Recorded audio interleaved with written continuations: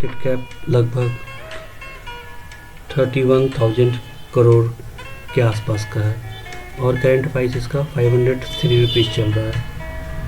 Face value 10 rupees का है और सेल्स ग्रोथ भी अच्छा है, 7.6% से ईयर ऑन ईयर ग्रोथ है।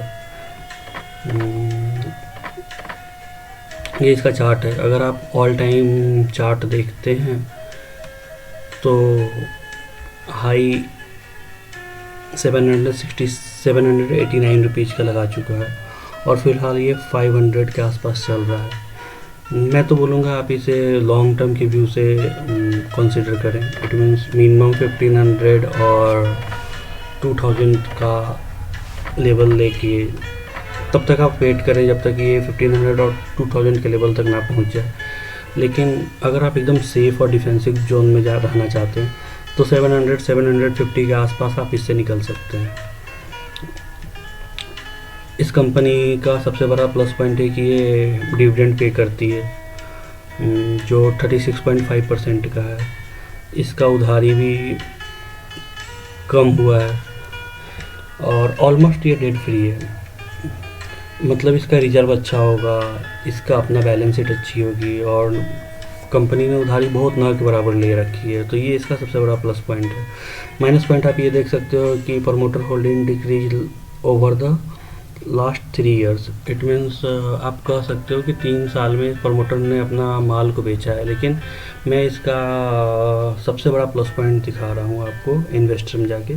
अगर प्रमोटर ने अपना माल बेचा है तो वो माल को FIS और DIS ने ख़रीद लिया है। इट मीन्स फॉरेन इन्वेस्टर और डोमेस्टिक इन्वेस्टर ने ख़रीदा है, ना कि माल बेचने के बाद पब्लिक के पास आया। अगर पब्लिक के पास आता तो इसका वीक पॉइंट हो सकता था। लेकिन अगर प्रमोटर ने माल सेल किया है, अपना इक्विटी को सेल भी किया है, तो भी कोई दिक्कत की बात नहीं है, क्योंकि वो DIS और FIS के पास है। और DIS और FIS तभी कोई शेयर को बाई करती है जब उस शेयर में पोटेंशियल होता है, ग्रोथ होता है। तो मैं आगे बात करने जा रहा हूँ इसका बैलेंस शीट का।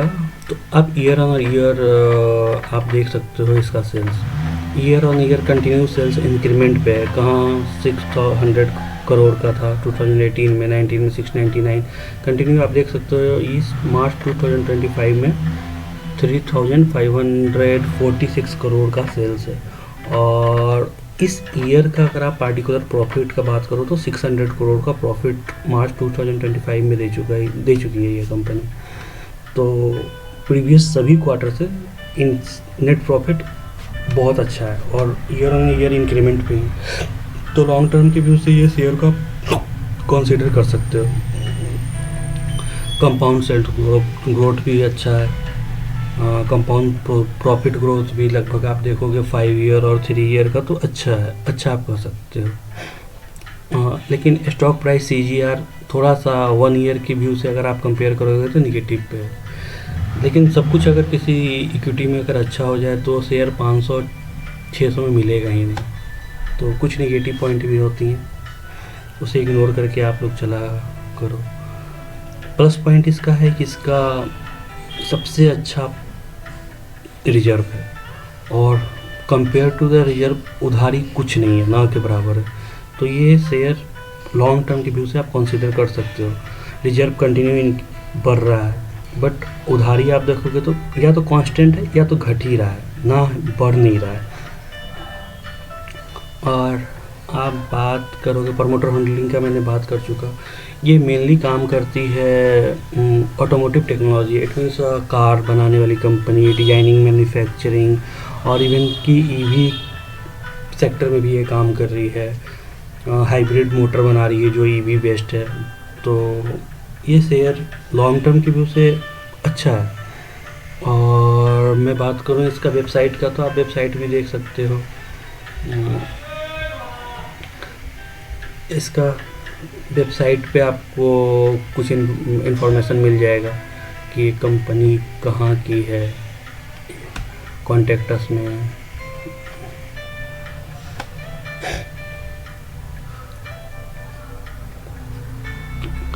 ये गुरुग्राम की कंपनी है, हरियाणा लोकेशन का।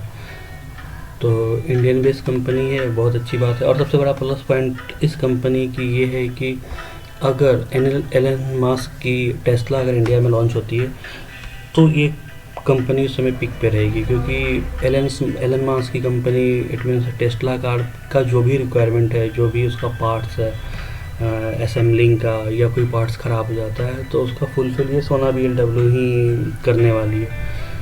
तो उस व्यू से भी अगर आप कंसिडर करना चाहोगे तो इसे आप कंसिडर कर सकती हो।